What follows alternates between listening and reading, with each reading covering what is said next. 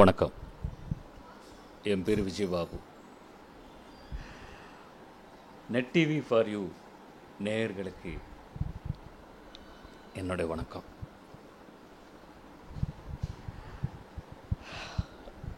நான் இந்த சினிமா இண்டஸ்ட்ரிக்கு வந்து கிட்டத்தட்ட 40 வருஷம் ஆக போகுது. 40 வருஷம் இந்த sense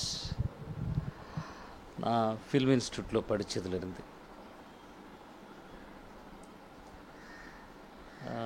1975 I joined in Madras film chamber film institute. அங்கே படித்தவங்க தான் நம்ம சூப்பர் ஸ்டார் ரஜினிகாந்த், தெலுங்கில் மெகா ஸ்டார் சிரஞ்சீவி, நிறைய பேர் இருக்காங்க. இப்போ தெலுங்கில் ராஜேந்திர பிரசாத்னு ஒரு நடிகர், தமிழில் கூட ராஜீவ் எனக்கு தெரிஞ்ச அவர் ஃபிலிம் இன்ஸ்டியூட் தான். நிறைய பேர் இருக்காங்க. ஸோ இது ஒரு மிகப்பெரிய விஷயம். அந்த மாதிரி ஒரு ஆர்கனைசேஷனில் இன்ஸ்டியூட்லேருந்து பெரிய லெஜெண்ட்ஸ் நம்ம ரஜினிகாந்த், சிரஞ்சீவி இதெல்லாம். ஸோ நான் கொஞ்சம் பெருமைப்படுறேன். அந்த மாதிரி இன்ஸ்டியூட்டில் நானும் படிச்சுட்டு வந்தேன். இது நான் வந்து இங்கே வர்றது வந்து ஒரு விளையாட்டுத்தனமாக தான் வந்துட்டேன். பெருசாக வந்து நான் வந்து நடிகனாக இன்னும் அது அப்படி எல்லாம் இல்லை. எனக்கு ஆக்சுவலாக எனக்கு இந்த நடிப்பு இதெல்லாம் இன்ட்ரெஸ்ட் இருக்கிற மேட்டரும் கிடையாது, தெரியாது கூட. நான் காலேஜில் அப்போது பிஏ படிச்சுக்கிட்டு இருந்தேன். யாரோ என்னுடைய நண்பர் ஒருத்தர், அவருக்கு வந்து ஸ்டேஜி எல்லாம் நிறைய பர்ஃபார்ம் பண்ணுவார். அவர் ஒரு நாள் திடீர்னு வந்து ஒரு பேப்பரில் ஆட் வந்திருக்கு, மெட்ராஸில் இந்த மாதிரி ஃபிலிம் இன்ஸ்டியூட் ஆரம்பிக்கிறாங்க, நீ போகலாம், நீ போய் சேரலாம் அப்படி. ஏன்னா நீயே போகலாமே. இல்லை, எனக்கு அது சரியாகாது, எங்கள் வீட்டில் ஒத்துக்க மாட்டாங்க, காரணங்கள் வேறு. அப்படியா, சரி நான் அவனே என் ஃபோட்டோஸ் எல்லாம் ஸ்டூடியோ கூப்பிட்டு போய் ஃபோட்டோஸ் எல்லாம் எடுத்து இது sent for. So interview card வந்தது. அப்போ கூட வீட்டில் தெரியாமல் நானும் என் ஃப்ரெண்டு சென்னை வந்து இன்டர்வியூ அட்டென்ட் பண்ணிட்டோம். அப்போ இன்டர்வியூ பண்ணவங்கள கே விஸ்வநாத், டைரக்டர் பாலச்சந்தர், இது மாதிரி சீனியர் டைரக்டர்ஸ் இன்னும் நிறைய பேர் இருந்திருக்காங்க. அப்புறம் 1 வீக்கில் வந்து இவர் செலக்டடுங்கிற மாதிரி கார்டு வந்துடுச்சு. So then I open this.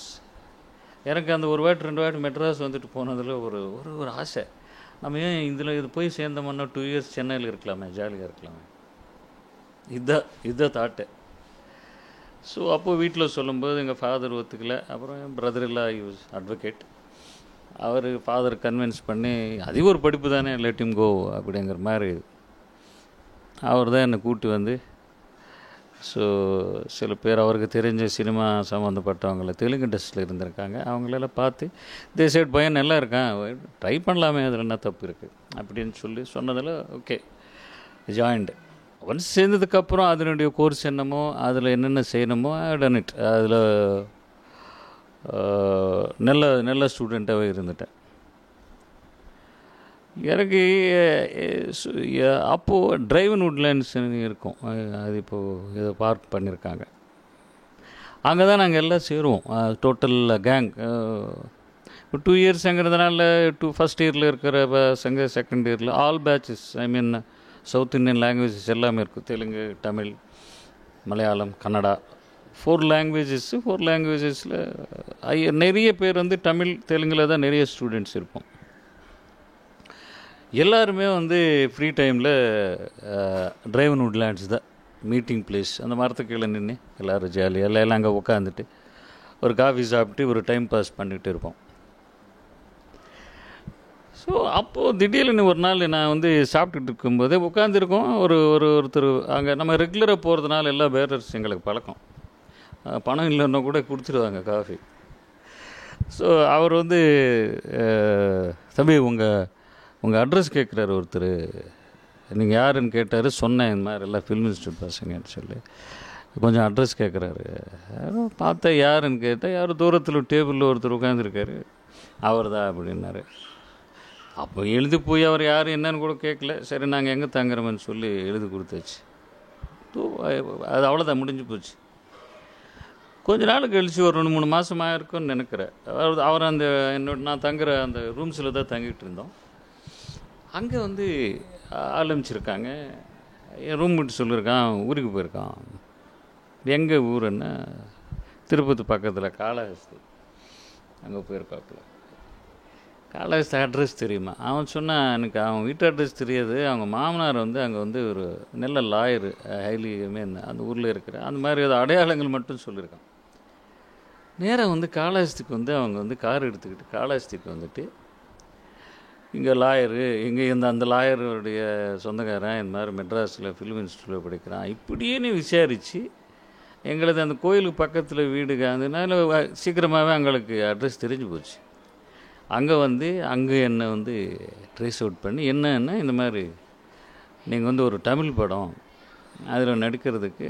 என்ன தமிழ் படம் எது? எனக்கு அப்போ ஓரளவுக்கு அவ்வளோ லாங்குவேஜஸ் கமாண்ட் கூட இல்லை, தெரியாது சரியா. என்னென்னா என்விஆர் கேள்விப்பட்டிருக்கீங்களா? உண்மையிலே தெரியாது. அப்படின்னா வேன்ற அவன் சொன்னாங்க, என்விஆர் என்ன பெரிய ப்ரொடியூசர், எம்ஜிஆர் எல்லாம் வச்சு படம் பண்ணார். சரி, அவங்களுடைய கம்பெனி நீங்கள் வந்து ஒரு படம் அப்படின்னு சொல்லி உடனே ரெடியான்னு சொல்லி கூப்பிட்டு வந்துட்டாங்க மெட்ராஸ். அதே வண்டியில் கூப்பிட்டு வந்து நேராக கூப்பிட்டு போனாங்க. இப்போ என்விஆர் அவர் பார்த்தேன், அவர் நல்ல கலையாக உட்காந்துருக்காரு. கூப்பிட்டு போய் இவர் தான் தம்பின்னு அவர் பார்த்து, லக்ஷ்மணா இருக்காரியா, நல்ல செலெக்ஷன் அப்படின்னு சொல்லி. ஏன்னா அவங்க குரூப்பில் தான் யாரோ படம் எடுக்கிறாங்க. பட் இஸ் த பெரியவர், அவர் தான் டிசைடிங் மாதிரி. அவர் துரை டைரக்டரு இன்ட்ரடியூஸ் பண்ணாங்க. அவர் தான் துரை சார். துரை சார் பார்த்தோன்னே என்ன தெலுங்கா அப்படின்னு தெலுங்கில் பேசினார். ஆமாம் சார், சரி ஓகே பண்ணிட்டாங்க. என்னமோ 2-3 நாளில் ஏதோ 4 நாள் ஷூட்டிங் கூப்பிட்டு போயிட்டாங்க. ஒரு 25 நாள் என்னமோ ஒரு சர்ச்சில் அங்கேயே தங்குற மாதிரி. எனக்கு ரூம்மேட் யாருன்னா Delhi Ganesh. So Delhi Ganesh highly experienced artist, ஸ்டேஜிலேருந்து வந்தவர். எனக்கு அவர் தான் நைட்டில் வந்து இந்த துரை சார் சொல்லுவார், கொஞ்சம் பெரிய டைலாக் இருந்தால் அதை சொல்லிக் கொடு கணேஷ் அப்படின்னு சொல்லி, அதாவது இது கேட்போம். ஓகே. ஸோ அந்த ஒரு வீடு ஒரு உலகம் படம் ஓகே பண்ணியாச்சு. ஷோபா அதில் ஹீரோயினாக நடித்தவங்க, அப்போ இல்லை அவங்க. ஸோ அவங்களுக்கு ஜோடி நான் வந்து பாதி படத்தில் இறந்து போயிடுறேன். அது ஒரு நல்ல ஒரு கான்செப்ட். பிராமின்ஸு புருஷன் இறந்து போனால் மொட்டடிக்கிற ஒரு சம்பிரதாயம் இருந்திருக்கும். அதுலேருந்து போராடுற ஒரு கதை, ஒரு அருமையான கான்செப்ட். மேஜர் சுந்தரராஜன் சார் அவர் அப்போ எனக்கு ஏன்னா அந்த குரூப்பே மேஜர் சுந்தரராஜன் சார் ஒரு சைடில், டில்லி கணேஷ் ஒரு சைடில், டைரக்டர் துரை நல்லா என்கரேஜ் பண்ணி ஐம் வெரி கம்ஃபர்டபுள். அந்த படம் ரொம்ப நல்லா ஓடிடுச்சு. எனக்கு நல்ல ரெக்கக்னேஷன். நம்ப மாட்டேங்க, அந்த படம் ரிலீஸ் ஆச்சு. ஒரு அன்றைக்கி நாங்கள் அங்கே அந்த சன் தியேட்டர்னு ஒன்று இருக்கும் அங்கே ஜிஎன்சி ரோட்டில், அது பக்கத்தில் தான் நான் தங்கியிருந்தேன். டைரக்டர் ராஜசேகர் படிக்காதன்னு. அப்போது ராஜசேகர், ராம்நாராயண், எம்ஏ காஜா இவங்க 3 பேர் வந்து வரும் அவங்களுடைய ஆரம்பம். டைரக்டர் ராஜசேகர் வந்து அந்த படம் நைட் ஷோ ஏதோ பார்த்துருக்காரு. அது எப்படியோ மார்னிங்கை வந்து என் ரூமு கதவு தட்டுறாங்க. நான் எங்கே இருக்க எல்லாம் கேட்டுக்கிட்டார் அவர். கேட்டு அப்போ எல்ஐஎம்என் காலனின்னு ஒன்று இருக்கும், அங்கே தான் ராஜசேகர் இருப்பார். ஸோ ஒருத்தர் வந்தார், வந்து சார் உங்களை டைரக்டர் ராஜசேகர் உங்களை பார்க்கணும் ஏதோ சொன்னார். எனக்கு யாரும் என்னன்னே தெரியாது, எதுவுமே தெரியாது. எந்த மேக்சினு, எந்த பத்திரிக்கை, யார் பேர், ஒரு வாழ்க்கை யாராவது டைரக்டர் பேர் அப்போ நான் அவங்க கேள்விப்பட்டதுன்னா பாலச்சந்தர் சார். அதுதான் வேறு ஒன்றும். சரி கூப்பிட்டு போனாங்க. ராஜசேகர் சார் வீட்டுக்கு போனோம். அப்புறம் ராஜசேகர் பார்த்தாரு. ரொம்ப ஒரு நைட் படம் பார்த்தேன். அப்போ வெரி குட் அப்படி இப்படின்னு சொன்னார். கொஞ்சம் இருங்கன்னு சொன்னார். அவர் ரெடி ஆகிட்டு ஏதோ ஆஃபீஸுக்கு போனோம். உடனே வந்து ஒரு விடுகதை, ஒரு தொடர் கதை, அதே ஷூட்டிங். ராஜசேகர் சார்கிட்ட பேசிட்டு மத்தியானம் லஞ்சுக்கு வர இன்னொருத்தர் கூப்பிட்டு போனாங்க. ஜெமினி காம்ப்ளெக்ஸில் ஏதோ ஒரு ஆஃபீஸ். அவங்க அப்போ எல்லாம் என்ன பேசுறது, என்ன சம்பளம் தெரியாது, என்னன்னு தெரியாது. ஏதோ பேசுவாங்க, கையில் ஒரு அமௌண்ட் கொடுத்தா அது அட்வான்ஸு, நைட்டு போய் பில்லாலில் சாப்பிட்டோமா ஜல்சா பண்ணோமா. So this is the concept. எது நல்ல நேரம் என்னென்னா ஆரம்பம் வந்த 4-5 படங்களுமே எல்லாமே நல்ல டைரக்டர்ஸ், நல்ல படம், நல்ல ரெக்கக்னேஷன் கிடைச்சிது. அதுக்கப்புறம் எது ஒத்திக்கணும், எது செய்யணும், எதுங்கிறது ஒரு ஒரு ஒரு அப்போ நம்ம வந்து ஒரு ஆர்டிஸ்ட்டுக்கு வந்து கொஞ்சம் ஒரு கைடன்ஸ் வேணும். அந்த ஒரு சிஸ்டம், ஒரு இது நமக்கு ஒரு ரெக்கக்னேஷன் வந்ததுக்கப்புறம் ஒரு ஜட்ஜ்மெண்ட் ஒன்று வேணும். அது இல்லை எனக்கு. காரணம் என் சொந்தக்காரங்களோ இல்லை எனக்கு யாருமே இல்லை, இண்டஸ்ட்ரியிலும் கிடையாது. நானும் எனக்கு அந்த நாலேஜ் இல்லை, விளையாட்டுத்தனமாக இருந்துட்டேன். ஸோ நிறைய ராங் கமிட்மெண்ட்ஸ். எது கேட்டாலும் ஒத்துக்கிறது. அவங்க வந்து இப்போ எம்ஏ சான்ஸ் அப்போ இருந்தார். அவர் வெளிக்கல்ல டைரக்டர்னு சொல்லுவாங்க. நிறைய படங்கள் பண்ணியிருக்காரு அவர். சார் ஜனவரியில் வந்து 1லேருந்து 20 வரைக்கும் பிளாக் பண்ணுவேங்க பாரு. நான் பாட்டுக்கு 1லேருந்து 20 வரைக்கும் எம்ஏ காஜான்னு சொல்லி எழுதி வச்சுக்குவேன் டைரியில். யார் கேட்டாலும் நான் அது இல்லை சார் 1லேருந்து 20 வரைக்கும் இல்லை. கடைசியில் பார்த்தா 1லேருந்து 20 வரைக்கும் ஷூட்டிங்கே இருக்காது. அவர் திடீர்னு ஷூட்டிங் கேன்சல் பண்ணுவார். ஸோ இது என்ன சொல்லணும்னா, இது நம்ம புரிஞ்சுட்டு ஒரு நிலப்படம் வரும்போது சார் அங்கே போய் இது சார் இது கேட்குறாங்க, இது நம்ம பண்ணுவோமா இல்லை ஒரு 10 நாள் அங்கே கொடுக்கட்டுமா, ஏதோ ஒன்று நம்ம வந்து ஒரு ஹோம்ஒர்க் வேணும். அது எதுவுமே இல்லை. ஸோ இப்படியே வந்து ஒரு 4 வருஷம் கழிஞ்சு பார்க்குறதுக்குள்ளே ஒரு 50 படம் பண்ணிட்டேன். இது ஒரு ஸ்டேஜில் பார்த்தா நம்ம விஜயன் நடிகர், அவர் சுதாகரன் ஒரு நடிகர் இருந்தார், பாரத் ராஜா சார் இன்ட்ரடியூஸ் பண்ண ஹீரோ. அவரும் நானும் விஜயன் தான் ஹையஸ்ட் படங்கள் ஏதோ ஒரு வருஷம் 81 நினைக்கிறேன். 3 பேருமே ஹையஸ்ட் மூவி பண்ண ஒரு லிஸ்ட்டில் நாங்கள் இருக்கோம். ஸோ அது அப்புறம் பார்த்தா ஒரு 1.5 வருஷம் கழித்து பார்த்தா ஷூட்டிங் போய் 4 மாதமாச்சே. அப்போ தான் தெரியுது, என்னடா நமக்கு படமே இல்லையே, என்ன பண்ணுறது இப்போது.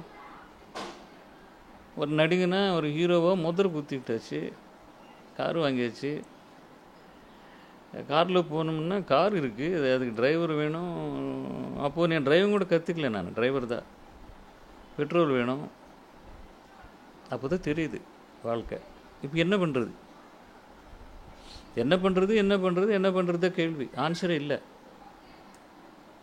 நானாக போய் ஒருத்தர்கிட்ட வேஷம் கூடுவேன்னு கேட்குற நிலைமை இல்லை, கேட்குற ஆளும் கிடையாது, கேட்குற மென்டாலிட்டி இல்லை. தப்பு தான், இதெல்லாம் மைனஸ் தான். இது நான் வந்து பெருசுப்படுத்துக்கு சொல்ல விருப்பப்படலை. நம்மளை எப்போவுமே வாழ்க்கையில் நம்ம மைனஸு தெரிஞ்சுக்கணும், நம்ம ப்ளஸ்ஸு தெரிஞ்சுக்கணும். அப்போ தான் நம்ம வந்து ட்ராவலிங் கரெக்டாக இருக்கும். ஓகே, நான் என் மைனஸ் நான் ஒத்துக்கிட்டு ட்ராவல் பண்ணேன்னா ஒன்றும் ஃபீலிங் இருக்காது. நான் இப்படி தான், எனக்கு இது பிடிக்கும். சரி என்ன பண்ணுறதுங்கிறதுலே திருப்பி 1 வருஷமோ 1.5 வருஷமோ ஓடிடுச்சு. யாராவது கூப்பிடுவாங்க, எனக்கு அது பிடிக்காது, அந்த கேரக்டர் பிடிச்சி. சில நேரங்கள் ஏதோ ஒரு படம் சொல்ல விருப்பப்படலை, சொல்லும்போது பெருசாக சொன்னாங்க, ஊட்டிக்கு போகிறோம். அங்கே போனதுக்கப்புறம் எனக்கு அப்புறம் அந்த ஹீரோ அவருக்கு பெரிய ஹோட்டலில் ரூம் கொடுத்து எனக்கு சின்ன ஹோட்டல் கொடுத்தாங்க. நான் இறங்க பார்த்தேன், ஒன்றும் சொல்லலை. அதே ஹோட்டலில் அவர் கேட்டால் எனக்கு ஒரு வண்டி வேணுங்க, ஏற்பாடு பண்ணுங்கன்னு. ஊட்டிக்கு வந்து ஊட்டியிலேருந்து ஏதோ பிடிச்சிக்கிட்டு சென்னை வந்துட்டேன். அப்போ இந்த செல்ஃபோன்ஸ் எல்லாம் கிடையாது. வந்து ரூமில் தேடுறாங்க, எங்கே இருக்கு. அப்புறம் மேனேஜர் சொல்லியிருக்காரு, அவர் வந்த ஒரு 1 ஹவரில் கிளம்பிட்டாரே சார்ன்னு சொல்லி. நான் அடுத்த நாள் மார்னிங் போய் சென்னை வர்ற வீட்டுக்கு. அப்போ லேண்ட்லைன் தான். வீட்டுக்கு ஃபோன் பண்ணியிருக்காங்க, வீட்டில் சொல்லியிருக்காங்க நேற்று தானே கிளம்பி வந்தார். இல்லை இங்கேருந்து வந்துட்டார். அப்புறம் நான் வந்து திருப்பி ஃபோனில் வரும்போதுக்கான்னு சொல்லிட்டேன், நீங்கள் சொன்னது வேறு, செஞ்சது வேறு. I am not interested. So இது யுகா வச்சுக்கலாம், இல்லை எது வேணாலும் அவங்க சொன்னது தப்பு. நான் தப்பு செய்யலை. நான் வந்து எனக்கு பேசும்போது நான் என்னுடைய கோரிக்கைகள் நான் சொன்னேன். பட் அவங்க எஸ்எஸ்ன்னு சொல்லி ஸோ அதனால் என்ன பண்ணிட்டு அதுக்கப்புறம் எனக்கு ஒரு பயம் வந்துடுச்சு. நான் அங்கே போனதுக்கப்புறம் நம்மளால் அது ஆக்செப்ட் பண்ண முடியுமோ இல்லையோ, எதுக்கு பேசாமல் அவாய்ட் பண்ணிக்கலாமா? ஏன்னா இது புரிஞ்சுக்கிறது இது உண்மை. இது நான் இது யாரோ தப்பாக நினச்சாரோ ஐ டோன்ட் மைண்ட். இங்கே மார்க்கெட்டுக்கு தான் மதிப்பு, மனுஷனுக்கு இல்லை. திருப்பி சொல்கிறேன், நம்ம தொழிலில் உனக்கு மார்க்கெட் இருக்கிறவருக்கு தான் மதிப்பு, மனிதனுக்கு இல்லை. அது நம்ம புரிஞ்சுக்கிட்டோம்னா நம்ம தள்ளி இருந்தோன்னா பிரச்சனை இல்லை. தள்ளி இருந்தேன்னா நான் எப்போ போனாலும் அந்த மதிப்பு இருக்கும். தள்ளி இருந்து நான் போனேன்னா அதே ஹீரோ விஜயபாபு வாங்க விஜயபாபு சார் தான். நான் ஒன்ஸ் என்னுடைய நான் குறைச்சிக்கிட்டேன்னா இட் கோஸ். அது நானாக இருந்தால் கூட அது யாரும் குற்றம்னு சொல்கிறது இல்லை. காசு போடுறோம், காசு எடுக்கிறோம். இதுக்கு போய் இதில் நான் பாவம் விஜயபாபு நல்லவர் அப்படின்னு நினச்சா நான் வியாபாரம் பண்ண முடியாத ப்ரொடியூசரோ டைரக்டரோ இன்னொருத்தர். So this field is that. இது புரிஞ்சுக்கிட்டு நம்ம அட்ஜஸ்ட் போயிட்டோம்னா ப்ராப்ளம் இல்லை. அட்ஜஸ்ட் ஆக முடியலங்கும்போது பெட்டர் டு அவாய்ட். உனக்கு பிடிச்சதை வந்தால் பண்ணு. அது எனக்கு அந்த மாதிரி என்னை கன்வின்ஸ் பண்ணி ஒரு சீனு சார், ஒரு நாள் வேஷம், நீங்கள் உங்கள்கிட்ட சாப்பாடு நீங்கள் எடுத்துகிட்டு வரணும்னா கூட நான் போவேன். பட் தே ஷுட் நாட் என்னை ஏமாற்றிட்டாங்கன்னு வந்துடுச்சுன்னா ஐ டோன்ட் காம்ப்ரமைஸ். அது ஒரு அதுதான் எனக்கு என்னுடைய என்ன ஒன்றுமே பணம் கொடுக்க முடியாது சார், இல்லை 1000 ரூபாய் தருவோம் சார் ஒரு நாளைக்கு, நீங்கள் நடித்து கொடுங்க, நீங்கள் தான் பண்ணணும் அப்படியே நான் யாராவது என்னை கன்வின்ஸ் பண்ணால் ஐ எம் வெரி ஹாப்பி. நான் போய் பண்ணுவேன். ஆனால் ஒன்றும் சொல்லி நீங்கள் தான் மெயின் அப்படின்னு சொல்லி அங்கே போனதுக்கப்புறம் ஒன்றும் இல்லை, இந்த மாதிரி இல் ட்ரீட்மெண்ட் அது மாதிரி போய் சொன்னாங்கன்னா ஒன்றும் சண்டை இல்லை. இதில் நம்ம பாட்டுக்கு சைலண்ட்டாக ஒதுங்கிடுறோம். ஸோ இது என்னுடைய நான் ஒருவேளை நான் இன்னும் பெரிய லெவலில் வராததுக்கு காரணங்கள் என்னுடைய மைனஸாக கூட இருக்கலாம். பட் திறமை அது இல்லைன்னு நான் எப்பவும் ஒத்துக்கிறது இல்லை. இதில் வந்தவங்கெல்லாம் திறமைசாலிங்கள்னு சொல்லவும் முடியாது, வராதவங்க திறமை இல்லைன்னு சொல்ல முடியாது. எத்தனையோ பேர் திறமைசாலிகள், பெரிய பெரிய ஜாமான்கள் எல்லாம் காலகட்டங்கள் ஏதோ காரணங்கள்னால. ஸோ டெஃபினட்டாக திறமை இருக்கணும். திறமை இருக்கிறவன் தான் அச்சீவ் பண்ண முடியும். அதில் எந்த விதமான சந்தேகம் இல்லை. வராத காரணங்கள் இப்போ நான் சொன்ன மாதிரி நிறைய ஒரு இன்சிடென்ட்ஸ். இப்படி ஒரு டைம் போனதுக்கப்புறம் திடீர்னு இதே ராஜசேகர் பெரிய டைரக்டரு, அவர் ஸ்டார் டைரக்டர் ஆகிட்டார். பட் எனக்கே அவருக்கு நல்ல நட்பு, வாயா போங்கிற பேசுகிற அளவுக்கு. ஒரு நாள் எங்கள் ஃபோன் போட்டு இந்த மாதிரி பாபு எங்கே இருக்க, நான் எல்லாம் அர்ஜென்ட்டாக வா நம்ம சந்திக்கிறோம். சரி என்ன நீ வா நான் அடிக்கடி கூட பார்க்க மாட்டேன். என்ன நீ ஒரு படம் பண்ணணும், கேப்பு. நான் என்ன சிவாஜி சார் ரஜினிகாந்த் நடிக்கிறாங்க அப்படின்னு சொல்லி ஒரு கேசட் சிடி கொடுத்தாரு. கேசட்டு இது பாரு, நம்ம இங்கே பாரு, நீ வீட்டுக்கு போக வேண்டாம், இங்கே பாருன்னு சொல்லி கொஞ்சம் நேரம் பார்த்தேன். இந்தி படம், அமிதாப் பச்சன், சஞ்சீவ் குமார், இன்னொரு ஹீரோ, 3 பேர் நடிச்சிருக்காங்க. நீ தான் இந்த 3வது பிரதரு. அப்படியா, என்னடா ஒரு எக்ஸ்பிரஷனே இல்லை அப்படின்னாரு. என்ன எக்ஸ்பிரஷன் கொடுக்கணும், என்ன நீ விளையாட்டா? சரி ஓகே ரைட். என்ன ஒன்று செய், நீ இது ஒரு வாட்டி ரஜினி உங்கள் ஃப்ரெண்டு தானே, படித்தவங்க தானே, ஒன்றா இருந்தவங்க தானே, ஒரு வாட்டி ரஜினி பாரு. என்ன இது எதுக்குன்னா நல்ல விஷயங்கள். நான் ரஜினி பார்த்ததா வேஷம்னு எனக்கு வேண்டாம். எவனாச்சும் சொல்லுவாங்களா? அவர் என்னை அடிக்காத குறை, திராடா நீ திமுரு இல்லை, எதுக்கு நான் போய் பார்க்கணும்? பார்ப்பா நீ சரி ஓகே. எல்ராஜா இப்போ இருக்கார் டைரக்டரு, நானும் எல்ராஜா போகிறோம். ராகவேந்திரா ஷூட்டிங்கில் ரஜினி இருக்கார், அந்த கெட்டப்பில் இருக்கார். அவர் தூரத்துலேருந்து எனக்கு அவர் தெரியல, இருட்டில் ஒரு வீட்டில் இங்கே தான் ஏஆர்எஸ் கார்டன் கற்பகம் ஸ்டூடியோன்னு நினைக்கிறேன். நானும் அவர் போய் வெளிச்சத்தில் நாங்கள் இறக்குறோம் வெளியே. அவர் பார்த்துட்டார். அவர் பார்த்துட்டு அப்படியே அந்த கெட்டப்பில் எதிரில் வர்றாரு. இப்படி இருக்கு ரொம்ப நாள் வச்சு பார்த்து அவர் ஷாக்ட். ஸோ அப்போவே ஒரு ஸ்டாரு, நல்லா இருக்கு எப்படி இருக்கு பசங்க இப்படி இருக்காங்க. இது முத்துராமன் சார் டைரக்டர். சார் தெரியும்ல? முத்துராமன் சார். எதுக்கு தெரியாது பாபு அப்படி. ஸோ இல்லை, ஒரு விஷயம் ரஜினி அவர் பாராட்டணும். யார் இருந்தாலும் அந்த ஒரு மாதிரி அந்த பிஹேவியர் அது அவருக்கு கடவுள் கொடுத்த வரம். அவர் அது மெயின்டைன் பண்ணுறாரு. ஸோ அந்த படம் பண்ணிட்டேன். இன்றைக்கே நிறைய பேர் என்னை வந்து படிக்காத விஜயபாபனை தான் நிறைய பேருக்கு தெரியும். முன்னாடி வந்த படங்கள் எல்லாம் மேபி அந்த ஏஜ் குரூப் அவங்களுக்கு ஞாபகம் இருக்கலாம். பட் இந்த படிக்காத படம் காரணம் ஒரு சிவாஜி சார், அவர் அப்புறம் ரஜினி இவங்களோட நடித்ததுனால அது வந்து அந்த படம் வேறு வந்து வீக்லி ஒன்ஸ் ஏதோ ஒரு சேனலில் போட்டுக்கிட்டே இருப்பாங்க. சென்டர் கேரக்டர், இந்த பிரதர் கேரக்டர் வேறு அற்புதமாக அது வந்து அது ரீச் ஆகிருக்கு. ஸோ இன்றைக்கி எல்லோரும் வந்து என்னை வந்து ஓரளவுக்கு இப்போ ஜென்ரேஷனும் இப்போ தெரிஞ்சவங்க என்னை வந்து எங்கே போனாலும் ரெக்கக்னைஸ் பண்ணுறது வந்து அந்த படிக்காதவன் விஜயபாபுன்னு சொல்லுவாங்க. அவ்வளோ பெரிய ஹிட்டு படம், சூப்பர் டூப்பர் ஹிட். அதுக்கப்புறம் கூட எனக்கு ஏன் வந்து பெரிய பிரேக் வரல? இதுக்கு ஆன்சரே இல்லை. வந்திருக்கணும் அந்த படத்துக்கு அப்புறம் அது திருப்பி ஒரு ரவுண்டு பெருசாக வந்திருக்கணும். அந்த படத்துக்கு வந்து ரிசல்ட் ஆகிருக்கலாம். எனக்கு வந்து ப்ளஸ் வரல. ஸோ இப்போது இது எனலைஸ் பண்ணிப்பா ஏன் மிஸ்டேக் ஏதாவது இருக்கான்னு. இல்லை, என்னமோ கிடையாது. இங்கே என்ன நமக்கு பிராப்தமோ என்ன எழுதியிருக்காங்களோ அதுதான் நடக்கும் அங்கிறது என்னுடைய ஆழமான ஒரு ஃபைனலாக வந்து எனக்கா இப்போ நான் வந்து படிக்காத நான் ட்ரை பண்ணோம், நான் போய் கேட்டுட்டோ இல்லை, it came to me, it work out. ஆனால் திருப்பி என் கெரியருக்கு அது ப்ளஸ் ஆகலை. என்ன அவ்வளோதான்.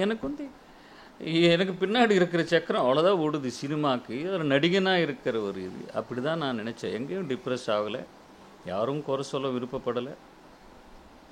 அவ்வளோதான். இதோட நம்ம திருப்தியாக இருப்போமே. வேறு வாழ்க்கை நம்ம வந்து சர்வைவல் இருக்கணும்.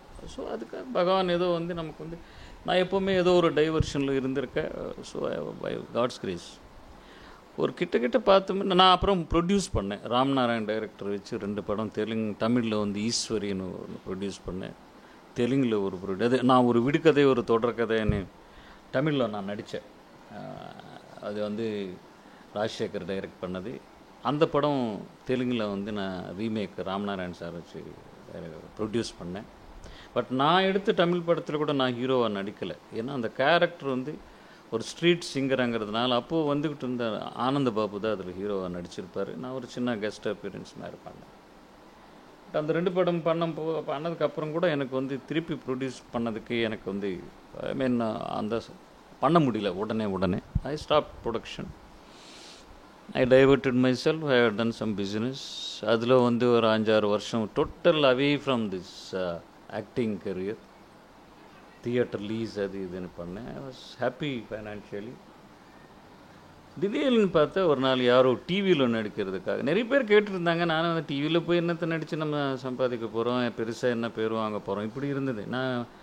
எனக்கு டிவியே ஏறல மைண்டில்.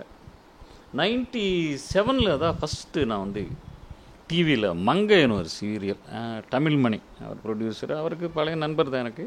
அவர் திடீர்னு நான் ஒரு பேங்க்கில் வேலையாக போயிருந்தேன். அவர் அங்கே வந்துட்டு இருந்தார். பாபு எனக்கு சீரியலில் நடிக்கணுமே அப்படின்ட்டுனாரு. சரி, எத்தனை நாள் வேணுமுன்னா நீங்கள் ஒரு 4 நாள் வந்தால் போதும் அப்படின்னாரு. சரி, ஓகே.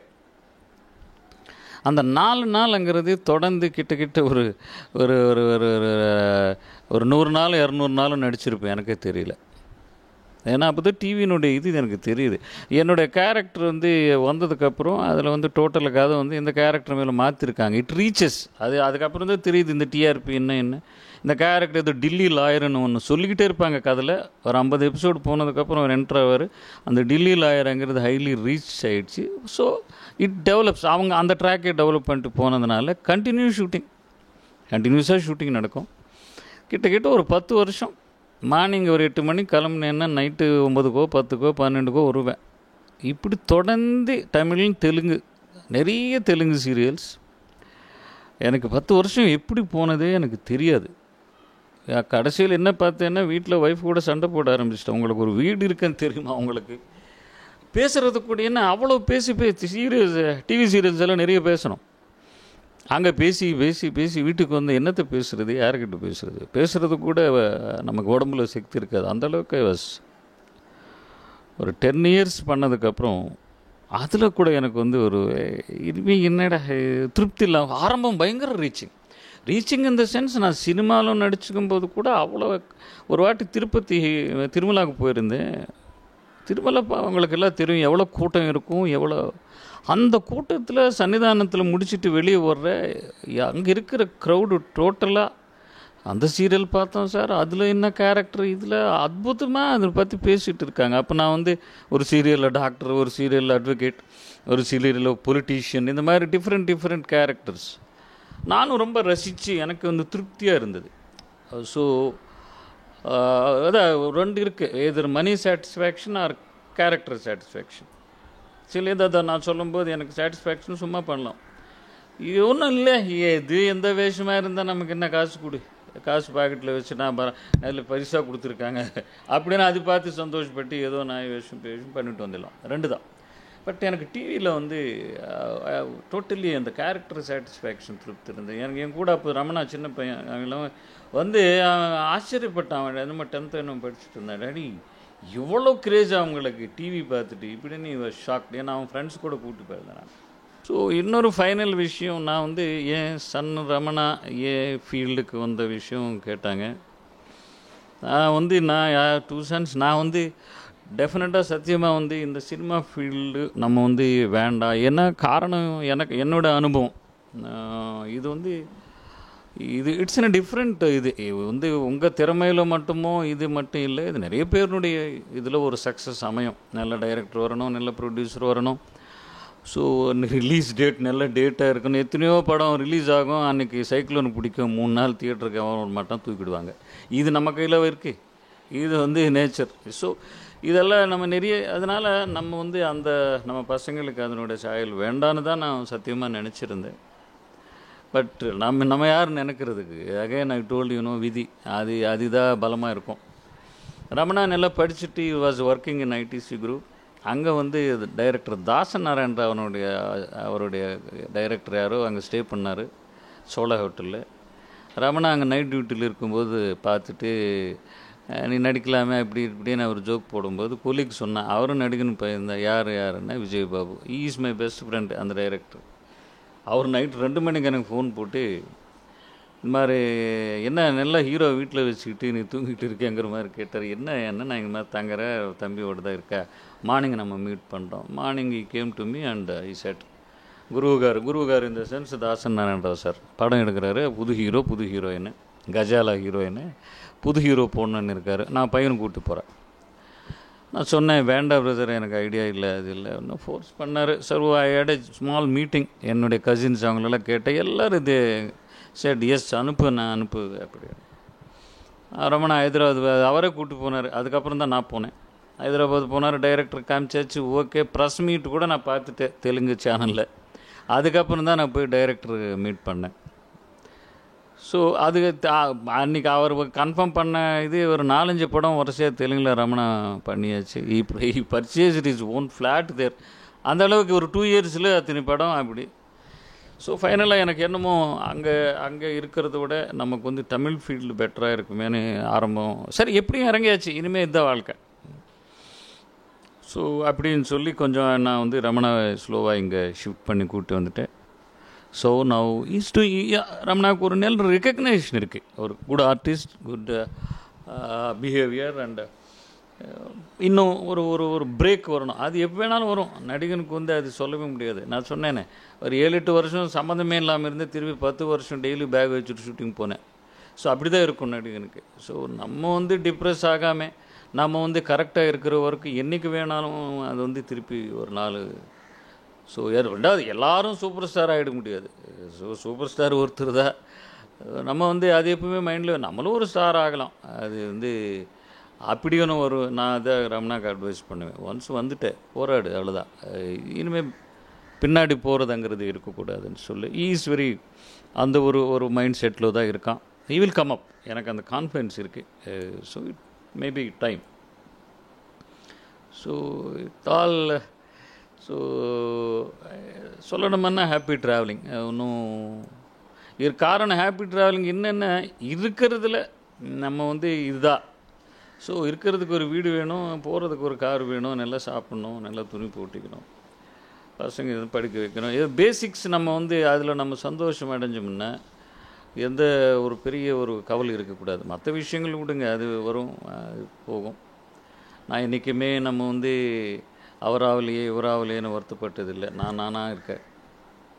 ஸோ அது உண்மையிலே இதுக்கு கடவுளுக்கு நான் ரொம்ப எனக்கு சாய்பாபா, வெங்கடேஸ்வர பெருமாள் இதெல்லாம் ரொம்ப நம்புவேன்.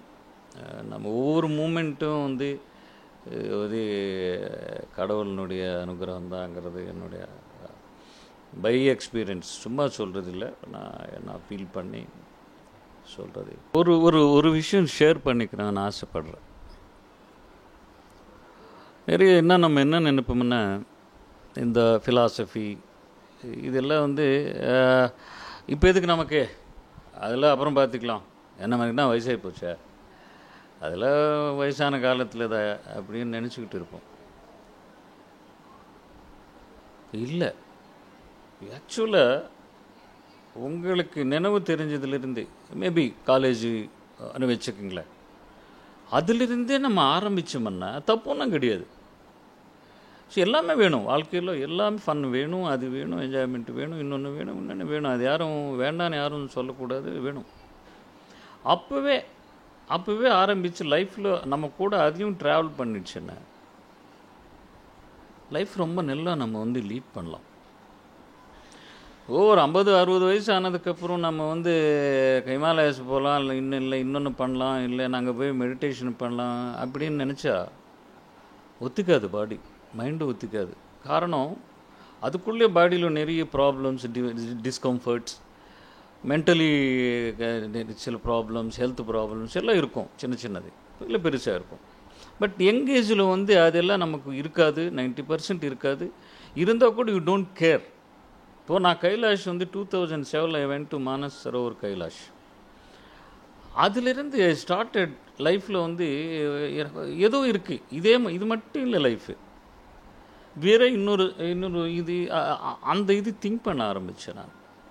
2007 every year I go to Shirdi for my birthday. February 7 Shirdi போவேன். நான் போகல, பகவான் எனக்கு வந்து அந்த வந்து நான் போகிறது வாய்ப்பு பகவான் நான் நினைக்கணும் first.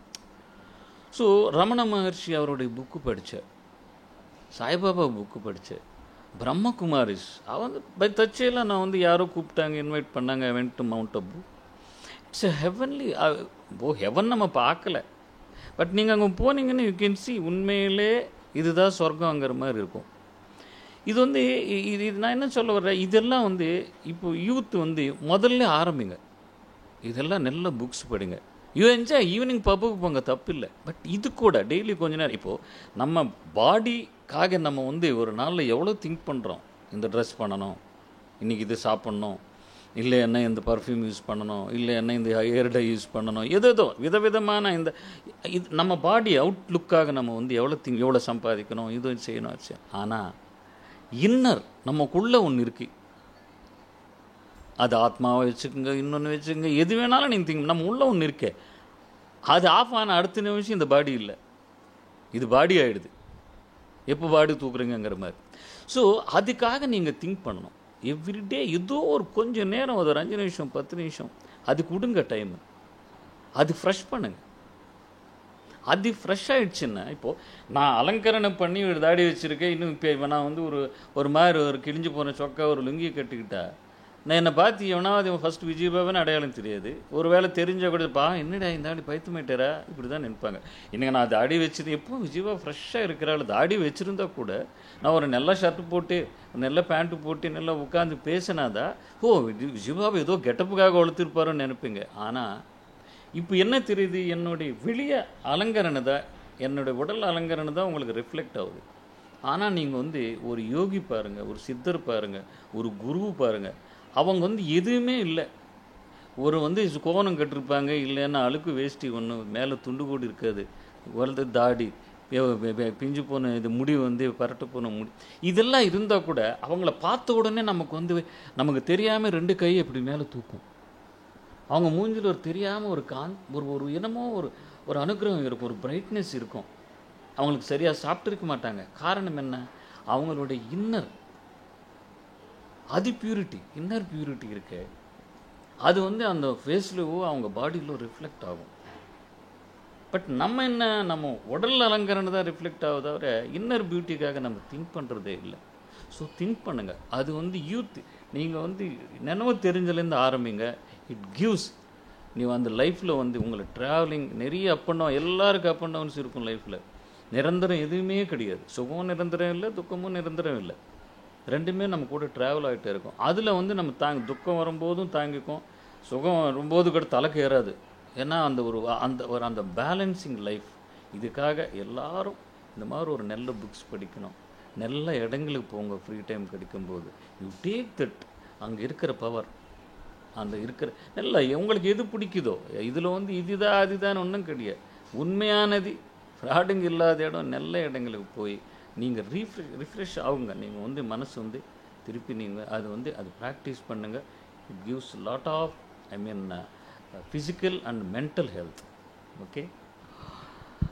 Net TV for you வியூவர்ஸ்க்கு என்னுடைய நன்றி. எவ்வளோ நேரம் நான் சொன்னது பொறுமையாக பார்த்துங்க. நான் சொல்கிறதில் உங்களுக்கு பிடிக்காததோ ஏதாவது தப்பாக பேசுகிறதா நீங்கள் என்ன எக்ஸ்கியூஸ் பண்ணணும். யாரோ ஹட் பண்ண மாதிரி நான் பேசியிருக்க மாட்டேன். அப்படி தெரியாமல் ஏதாவது உங்களுக்கு பிடிக்காது இருந்தால் தயவு செஞ்சு எக்ஸ்கியூஸ் பண்ணுங்கள். Thank you very much.